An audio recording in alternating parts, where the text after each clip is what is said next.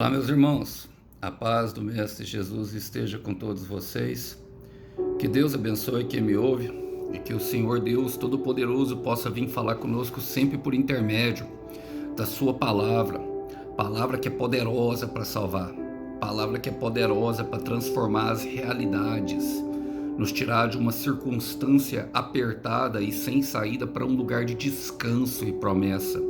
Palavra que é poderosa para transformar o choro em alegria, a vida em morte. Vambora para cima, hein, meu irmão? Não para não, minha irmã. Como que tá o coração? Confiante? Espero que assim esteja, hein? Vamos lá, vamos para nossa conversa, vamos para nossa breve reflexão. O texto de hoje encontra-se justamente no Evangelho de Jesus Cristo. Quero ler com vocês o Evangelho de Marcos, capítulo 12, a partir do verso 1, diz assim: Então Jesus começou a lhes ensinar por meio de parábolas. Um homem plantou um vinhedo, construiu uma cerca ao seu redor e um tanque de prensar, e uma torre para o guarda. Depois arrendou o vinhedo a alguns lavradores e partiu para um lugar distante. No tempo da colheita da uva, enviou um de seus servos para receber a sua parte da produção. Glória a Deus. Irmãos, o texto aqui eu li ele para vocês e ministrei ele completamente, só que redigido, ou seja, relatado por Mateus. Deve ter uns 5, 6 dias atrás, não me lembro, para falar a verdade. E na verdade eu creio que já é a terceira vez que eu venho ministrar esse texto. Esse texto ele fala daquilo que é a obra do Senhor.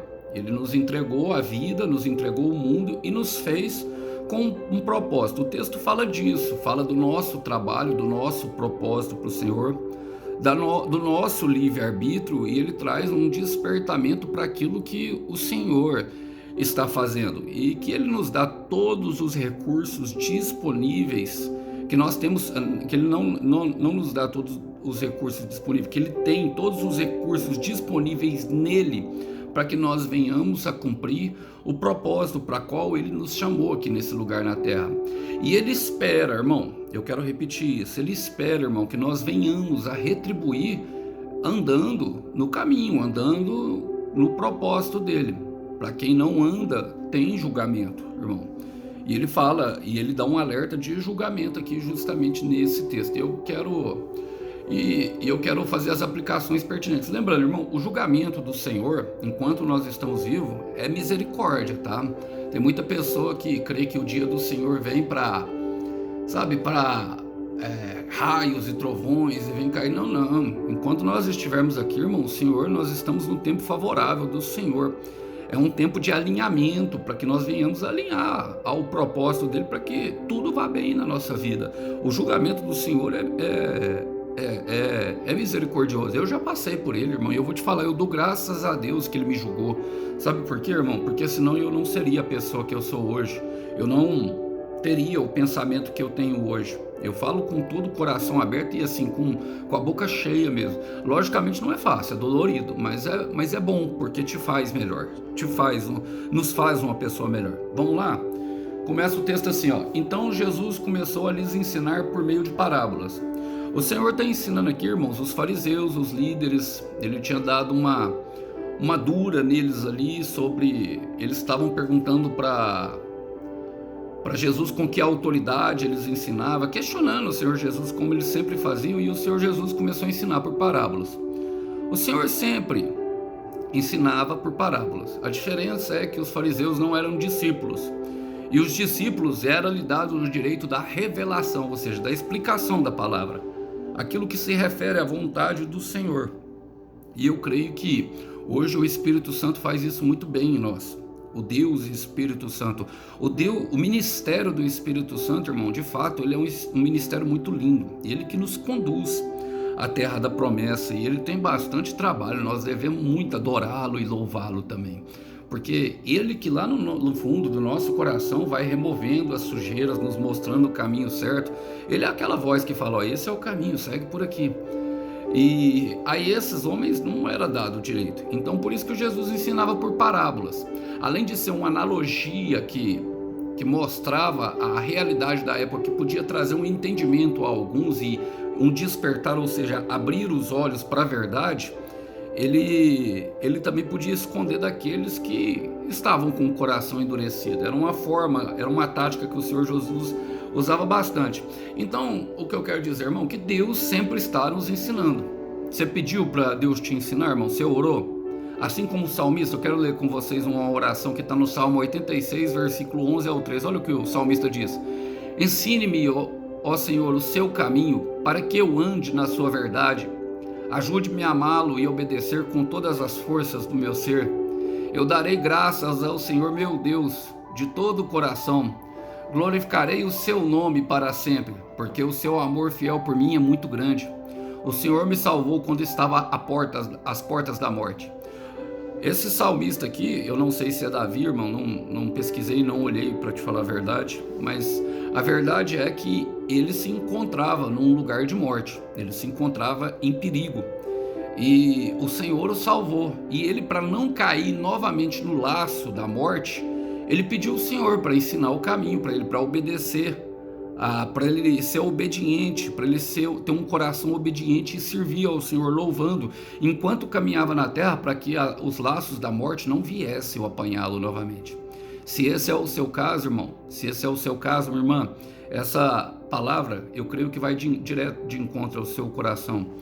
Eu creio que eu estou pregando para pessoas que não aguentam mais entrar em círculos repetitivos. Eu creio que eu estou pregando para pessoas que fizeram muitas más escolhas na vida e não querem fazer mais. Bom, preste atenção no que vem a seguir. Fala assim: um homem plantou um vinhedo. Esse homem aqui, ele é a clara tipologia do nosso Deus. E o vinhedo é o mundo, irmão. Ali, logicamente, o Senhor Jesus, naquele momento, ele estava dando uma palavra ao povo de Israel e justamente aos líderes religiosos. Irmãos, mas todos nós fomos feitos reis e sacerdotes, como está em Apocalipse capítulo 1, versículo 16. Nós todos hoje temos acesso ao véu, ou seja, nós passamos por dentro do véu e oramos a Deus. Deus nos ouve e fala conosco, por meio do novo e vivo caminho que o Senhor Jesus abriu com a cruz. Então, é para todos nós. O homem plantou um vinhedo, esse homem é Deus, ele colocou nós aqui no mundo com uma finalidade, irmão. Por que ele plantou um vinhedo? Ele esperava colher uvas. Quem planta, espera colher. Eu quero repetir: quem planta, espera colher. Você sabia que você é uma semente de Deus, irmão? Que Deus colocou uma semente no seu coração, minha irmã? Você sabia disso? Você sabia que Deus confiou algo a você que somente você pode dar ao mundo? E olha, por mais que isso possa parecer especial, não se sinta especial, porque o Senhor, ele pode criar outro, ou ele pode a qualquer momento, e se trata disso, essa palavra. Se trata disso, da gente não se achar especial, e sim de fazer aquilo que nós fomos chamados para fazer. Efésios capítulo 2, versículo 10, fala que o Senhor preparou para nós obras de que antemão ele já tinha preparado, que nós somos feitura dele, criação dele, que por ele, para ele, e dele vem todas as coisas. Atos 17, 28, porque nele vivemos, nos movemos e existimos. Então tem uma finalidade: quem planta espera colher, e o Senhor espera de nós, irmão, que nós venhamos sim a desempenhar o nosso propósito, independente do que os outros que estão ao nosso redor, independente do que as pessoas pensam, irmão. Deus tem um propósito para você. Gaste tempo com Deus para conversar sobre este propósito, é muito importante.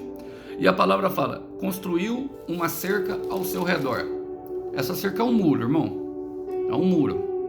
E quem plantou o vinhedo foi Deus, quem construiu a cerca foi Deus. Em Zacarias 2,5, ele mesmo fala: eu sou o muro de fogo que está ao seu redor, ó Jerusalém. Agora pensa num muro que é impenetrável, irmão. Pensa num muro qual o mal não pode chegar. É o próprio Deus. E ele construiu um muro ao redor desse vinhedo. Qual que é a finalidade do vinhedo, meu irmão? Produzir uvas. Produzir uvas. Não é produzir mexerica, não é produzir espiga de milho, não é produzir laranja, limão, não, produzir uvas. Agora, esses muros aqui, toda vez que fala muro na Bíblia, ele tem uma simbologia, ele tem uma alegoria ali que que é bastante pertinente e eu creio que é necessário eu falar. O muro, ele significa separação do santo e do profano, fala da santidade de Deus. Nós fomos chamados para ser santo. Logicamente, irmãos, nós estamos numa carne pecadora, mas nós não devemos caminhar sempre no mesmo pecado. Tem gente que usa a graça de Deus para pecar. Infelizmente, isso é muito comum, ainda mais hoje com as pregações que nós temos visto, irmão. Olha, eu não concordo com a expressão que a graça não é de graça. A graça é de graça, sim. O que não é de graça, irmão, é a nossa santificação. O que não é de graça é nós cumprirmos o nosso propósito. Nós vamos pagar um preço por isso. Mas a graça, nós não pagamos nada por ela. Jesus Cristo morreu e nós não fizemos esforço maior. O esforço maior foi Ele que fez. E esse muro fala disso, fala também de um limite, até onde nós podemos ir, até onde nós não podemos ir. E isso é personalizado, irmão. É de acordo com o chamado. É de acordo com cada um, com o propósito de cada um. Mas significa também a proteção de Deus, irmãos. Deus nos oferece proteção. Uma casa sem muro, vocês já viram que ela é toda desprotegida? As cidades antigamente elas eram todas muradas porque elas ofereciam proteção. E entre esses muros ainda havia um rio que dificultava a entrada dos inimigos. Os inimigos tinham que colocar escada e durante aquele processo ali se matava muito inimigos. Então o nosso Deus, de fato, irmãos, ele é a nossa proteção. Ele é a nossa proteção, desde que nós estejamos andando no propósito, irmão, que Ele estabeleceu. Ele plantou um vinhedo, mas tem gente querendo dar para o Senhor mexerica. Ele plantou um vinhedo, tem gente querendo dar para o Senhor pimenta. Olha o que diz em Salmo 121, versículo 5: o Senhor é o seu protetor. Ele estará sempre ao seu lado como sombra para proteger. Como sombra, irmão, como ali, ó, cercando. E ali, quando o Senhor está conosco, Ele vê que nós estamos no propósito dele, irmão, é impenetrável, não tem como mesmo penetrar. Olha, a palavra continua falando, um tanque de prensar, isso também foi o Senhor que construiu. O tanque de prensar, meu irmão, nós vimos ele na história de Israel, ele era espalhado por todo o território de Israel. É onde se amassa as uvas para quê? Para produzir o vinho. Fala do processo e fala do nosso processo de melhoria, para que nós venhamos a desempenhar o chamado que ele nos trouxe. E a uva, até ela se transformar em vinho, ela passava por dois processos. Primeiro, o de fermentação. A fermentação fala dos pensamentos. O Senhor Jesus, direto, ele falava para os discípulos, inclusive, para não se deixar, tomar cuidado com o fermento dos fariseus, dos saduceus e também de Herodes. Ou seja, de todos que estão ao nosso redor, irmão, de todas as pessoas. Para isso nós temos a palavra de Deus, Salmo 119, 105. Lâmpada para os meus pés é a tua palavra, luz para os meus caminhos. A palavra, ela é poderosa para nos conduzir até o propósito. O Espírito Santo nos leva a partir do momento que nós dedicamos, com diligência a estudar a palavra. As cartas na mesa, amor e medo de um lado, ódio e alegria de outro, vida e morte de um lado, entendeu? Então aqui a gente coloca as cartas na mesa e acendemos a lamparina, assim como a mulher que perdeu a dracma e vai varrer para recuperar aquilo que se perdeu. Ela procura diligentemente. Como que ela procura? Na palavra. O Espírito Santo, ele nos lembra da palavra, irmão. Então nós temos que colocar a palavra para dentro. A palavra é a fermentação correta. A palavra, ela é os pensamentos que nós devemos ter. Paulo fala, quem é que tem a mente do Senhor? Senão nós a temos. E nós temos a mente do Senhor. Essa é a intenção. E também fala do tempo, irmão. Por quê? Não se faz vinho no tanque de prensar, não se processa justamente sem no mínimo 30 dias. Agora o vinho, quanto mais envelhecido, melhor é. Esse dia eu estava lá no meu salão, no meu barbeiro, chegou um rapaz lá que era pintor e ele estava contando para nós que entrou numa adega do cara e ele foi tomar o vinho. Diz ele que esses vinhos de supermercado não tem nada, até o cheiro é outra coisa. Diz ele que tinha vinho envelhecido de 30 anos lá e ele tomou, e tem muita gente que sabe disso, já que o Os vinhos mais envelhecidos são os mais saborosos e o que eles têm prazer, assim, o que eles têm prazer que as pessoas experimentem justamente para provar dessa verdade. E é disso aqui que o Senhor está falando, porque tem o tempo, o tanque de prensar fala do processo da fermentação, que a gente troca os nossos pensamentos pelo pensamento do Senhor, e também que há um tempo para esse processo, para nós passarmos, irmão. Há um tempo para esse processo. Jeremias 29:11 diz: pois eu bem sei os planos que tenho para vocês, planos de te dar paz e prosperidade e um futuro que vocês esperam. O interessante é que Deus deu essa palavra para o profeta Jeremias a um povo que estava sendo julgado, estava em julgamento, e o tanque de prensar é justamente o julgamento. É aquilo que veio justamente para nos julgar. As más ações, as nossas escolhas nos levou ao deserto, ao exílio. O exílio fala de solidão. Naquele momento ali, o Senhor estava falando que eles passariam por 70 anos em terra estrangeira, mas que o Senhor restauraria eles de novo. E naquele momento, talvez, os israelitas não olhassem aquilo como paz e prosperidade, e sim esperança, mas eles apostatavam da fé, eles negavam. Trocando em miúdos, irmão, por exemplo, vamos falar, uma pessoa tá pronta para se casar, tá trocando mensagens com os noivos, eles estão passando pelo período de corte, talvez nem tenham mantido ainda a relação sexual, mas aí a noiva, por não aguentar, ela resolve de vez em quando sair no sábado à noite com outro rapaz para matar a saudade da carne. Ou então ele quer se casar com Rebeca, mas tem no contato do WhatsApp as Dalilas. É mais ou menos isso aqui. Então vai para o tanque de prensar, irmão, para mudar o pensamento, para mudar justamente, para melhorar, para dar o melhor que a uva pode dar. E ali naquele tanque de prensar, ele é pressionado, ele é esmagado, até que se sai o melhor do suco. E além de, depois de deixar o suco, depois de estar toda esmagada, fica lá dentro, pelo menos 30 dias, dentro do tanque de prensar, esmagada, ferida, rachada. Eu estou pregando aqui para pessoas que não estão entendendo o que está acontecendo. Eu estou pregando aqui para pessoas que têm se sentido esmagadas, que têm se sentido pressionadas e que têm se sentido sozinha. A palavra de Deus para você, meu irmão, a palavra de Deus para você, minha irmã, muita calma nessa hora. Tenha muita calma, porque esse apenas é o processo de restauração. Você vai se tornar um bom vinho. Você vai se tornar um bom vinho. E a torre, meu irmão, de vigia. A torre para o guarda. A torre para o guarda é o atalaia. O que é o atalaia, irmão? O atalaia, ele era um soldado que significava só como vigia. Todas essas cidades, em cima dos muros dela, tinha umas torres que ficavam num lugar mais elevado, onde eles eram capazes de enxergar bem longe, além do horizonte, que eles podiam ver os inimigos à distância.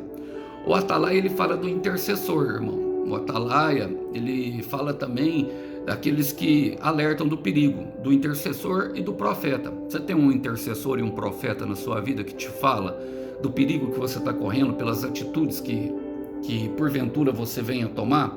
Irmão, abrace esse, tá? Abrace essa pessoa, tá, minha irmã? Essa pessoa, ela sofre muito. Ela sente as suas dores e sente na pele. Eu sei porque eu vivo isso. Eu não estou falando aqui da boca para fora, não. Eu não posso mentir. E mesmo que eu pudesse, irmão, na verdade eu até posso mentir, mas eu não quero mentir. Eu abandonei a mentira. Eu vou falar a verdade toda vez que eu for chamado, principalmente quando eu estiver pregando a palavra de Deus e o Senhor me mandar falar. Logicamente, eu sei que nem todos que me ouvem confiam nisso. Nem todos confiam que a palavra de Deus é verdade, irmão. Vamos confiar que eu estou falando a verdade. E eu não me preocupo com isso. Mas o Deus conhece o meu coração.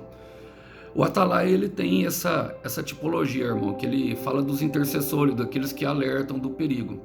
Quero ler com vocês Isaías capítulo 62, versículo 6. Olha o que a palavra diz. Ó Jerusalém, eu coloquei vigias sobre os seus muros. Eles vão orar a Deus sem parar, pedindo que Ele cumpra suas promessas. Vocês, vigias, orem sem parar. Não se entreguem ao repouso. Tá vendo? Não se entreguem ao repouso. Eles cansam, irmão.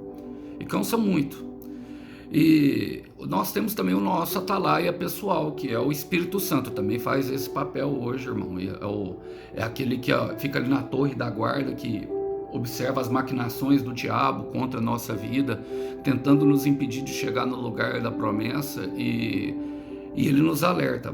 É aquela palavra que fala em Isaías 30, versículo 21. Quando tu tiveres pelo caminho, te desviares pela direita ou para a esquerda, ouvirás uma voz que vem por trás, siga neste caminho, este é o caminho. E esse é o Espírito Santo, que também tem. Mas muitas pessoas ainda não têm a presença do Espírito Santo, irmão. Muitas mesmo. Então, normalmente, essas pessoas que já têm a presença, já têm a unção do Espírito, elas são levantadas como intercessores e profetas, justamente para ajudar as pessoas no trabalho. Aqui nós vemos, aqui em diante, a palavra fala, depois arrendou o vinhedo a alguns lavradores. Ou seja, quem que é os lavradores? Lavrador é o quê, meu irmão? O trabalhador. Deus te chamou para trabalhar, meu irmão. Deus te chamou para trabalhar, minha irmã. Deus não te chamou para ficar parado. O arrendamento é mais ou menos o que Deus deu para Noé na época do dilúvio, em Gênesis 8. Agora, o que você fez com a arca que Deus te deu para construir, irmão? Porque enquanto ele pregava e salvava a família dele, e a família dele trabalhava na arca, aqueles demais ali ficavam na esbórnia, no pecado. Quando começou a chover, irmão, pararam depois de 100 anos, pararam de chamar Noé de louco e começaram a pedir para entrar na arca, mas ali já era tarde demais. Deus estava avisando, e foi justamente o que aconteceu aqui nesse texto. Nós lemos mais para frente que ele mandava os servos recolher a colheita deles, e eles espancavam, apedrejavam e até matavam, e até mandar o seu filho, que fala do Senhor Jesus Cristo. Então a arca fala justamente do trabalho, justamente que Deus está fazendo na humanidade. Sabe, a arca fala da igreja fiel de Jesus, daqueles que avisam os outros, não vai por aí, para de pecar, irmão, entrega seu caminho ao Senhor, sabe, vamos fazer uma oração, vamos vencer esse vício que te domina, vamos fazer algo para ir além, cumpra o teu propósito, porque Deus tem uma recompensa grandiosa, o Cordeiro tem a recompensa por teu sacrifício. Mas o que você fez, meu irmão, com a arca que o Senhor te mandou construir? Porque olha, Deus arrendou o vinhedo a alguns lavradores e partiu para um lugar distante. Embora ele esteja distante, irmão, ele nos ajuda pessoalmente hoje. A palavra fala que quando Jesus subiu ao trono, eu ministrei isso em Marcos capítulo 16, ele assentado ao direito do trono, ele cooperava com os discípulos aqui embaixo. Embora ele tenha dado todos os recursos para nós executarmos o nosso trabalho diligentemente, ele ainda assim, quando precisamos, irmão, ele sempre faz alguma coisa que nós não podemos fazer, o que nós chamamos de sinais e maravilhas. Então, o que você tem feito com a arca que o Senhor mandou te construir, irmão? Eu quero ler com vocês e já partir para o final aqui, Colossenses capítulo 3, do versículo 23 ao 25, fala assim, trabalhem arduamente de bom ânimo em tudo o que fizerem, como se estivessem trabalhando para o Senhor, e não simplesmente para homens, lembrando que o Senhor Jesus é quem vai lhe dar a recompensa da herança.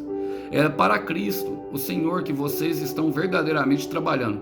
E quem cometer injustiça, receberá de volta injustiça, pois Deus não tem pessoas favoritas. Deus não age com favoritismo, irmão. E a palavra termina e eu quero partir para o final, porque no versículo 2 eles falam, no tempo da colheita da uva, enviou um dos seus servos para receber a sua parte da produção. E aqui vai começar a parte que eu falei, mas eu só vou trabalhar até aqui com vocês. Por quê, meu irmão? Eu quero me apegar que o Senhor tem um dia do acerto de contas, irmão. Tem um dia do acerto de contas. Então, irmão, o momento de nós construirmos o nosso futuro é agora. O momento, sabe, de construir aquilo que o Senhor colocou dentro do seu coração é agora, minha irmã. Sabe, não tem essa de deixar para depois. Agora, se você não sabe quem é você e quem é Deus, facilmente será enganado, facilmente será derrotado. Eu quero repetir isso, se nós não sabermos quem nós somos, facilmente seremos enganados, facilmente seremos derrotados. Mas que nós venhamos a ser daqueles que trabalham junto com o Senhor para a construção da nossa casa, construção do nosso trabalho. Lembrando que o Senhor quer que nós sejamos cristãos em todas as áreas da nossa vida. O cristianismo é um estilo de vida, irmão, e não uma religião como se prega por aí. Não é, sabe, levantar as mãos do culto, não tem nada a ver com isso. Então, que nós possamos vir, irmão, despertar com essa palavra de hoje e entregar. Se você não fez isso, irmão, se você está esperando por um casamento e tinha ainda tinha contatos no seu WhatsApp de outros homens, de outras mulheres, elimine hoje, irmão. Faça uma oração, peça perdão ao Senhor, peça perdão para o seu noivo, peça perdão para a sua noiva. Comece de novo, conte, exponha a verdade e sabe, e vai, não fica com medo não. Porque o Senhor, ele vem com o dia do acerto de contas. E se não tiver uma confissão antes, se não tiver um conserto com o Senhor antes daquilo que devia já ter tido, irmão, nesse dia aqui é muito ruim. É o que eu estou falando, é o julgamento, é o tanque de prensar. Vai passar novamente, irmão, vai entrar no círculo vicioso. E às vezes você já foi prensado, você já está pronto, está precisando só aparar algumas arestas finais, irmão. Então eu quero te falar, está chegando esse acerto de contas. E quero terminar com vocês lendo Gálatas capítulo 6, do versículo 7 ao 9, que diz assim: não deixem se enganar. Lembre-se de que vocês não podem enganar a Deus e escapar impunes. O homem sempre colherá aquilo que semeou. Se ele plantar a fim de agradar aos seus próprios desejos maus, estará plantando a semente do mal e logicamente fará uma colheita de ruína espiritual e morte. Mas se plantar as coisas boas do Espírito, ele colherá a vida eterna que o Espírito Santo lhe dá. E não nos cansemos de fazer o bem. E eu quero falar aqui, né, irmão, fazer uma ressalva. Qual é a semente que você tem plantado? Você tem que analisar a si mesmo, irmão. Não a do outro, não a do seu pai, da sua mãe, não a do seu esposo, não a do seu namorado, não a dos seus filhos, não a do pastor, não a do presidente, a sua. Qual que é? Porque ele fala no versículo 9, e eu quero terminar, fala: não nos cansemos de fazer o bem, porque em tempo teremos uma colheita de bênção, se não desanimarmos e nem desistirmos de fazer o bem. Então, plante o bem ou plante o mal, meu irmão, a semente ela é essencial, mas saiba que se você estiver plantando o bem, não tem como dar errado, porque é o Senhor que zela para você. E no tempo certo, a sua obediência te levará à vitória. E você, com certeza, terá uma colheita de chuva de bênçãos. E assim eu quero declarar sobre a sua vida, meu irmão, e sobre a sua vida, minha irmã, e deixar essa palavra aqui para breve meditação. Que a paz do Senhor esteja com todos. Que Deus abençoe, meu irmão. Que Deus abençoe, minha irmã. Até uma próxima. Tchau, tchau.